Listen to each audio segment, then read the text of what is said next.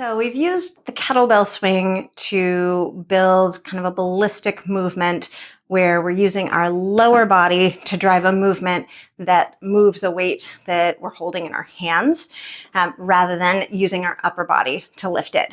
We're going to take that and transfer it into a single kettlebell clean and then single arm kettlebell cleans. So the single kettlebell clean, you'll use a single kettlebell and we'll use both hands. The nomenclature can get a little confusing here. It's okay. They're written differently. So when you see them in your program, they'll look different. We're going to start with the kettlebell right between your feet, the way that we would for a deadlift. And you're going to go down into your hip hinge deadlift position. You'll have your hands on the top of the kettlebell, and you'll use the extension of your knees and your hips together to bring the bell straight up. And then you'll simply slide your hands around so that you'll be holding it by the horns. That's going to look like pop. So my hands just slide, my hips and knees straighten, and I drive the bell up. My hips and knees straighten, and I drive the bell up. I'm not using my arms at all. I could even, if I went hard enough, I could pop it up and catch it. You don't need to do that.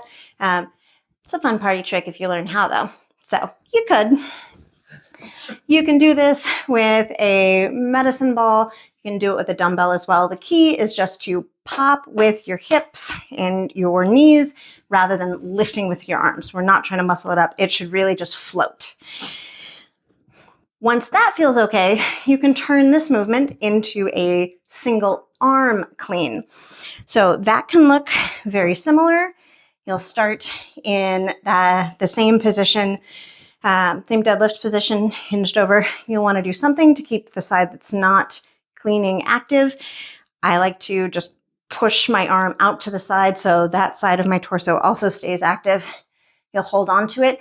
And we're going to do the same extension of the knees and the hips, but we will just drive the weight up and twist it around our wrist a little bit and then back down. So we'll drive up, wrist twists, and you catch it like this.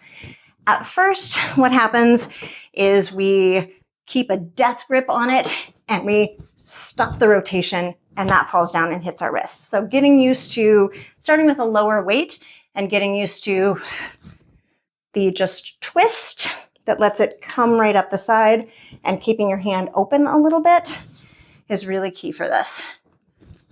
Twist and then up.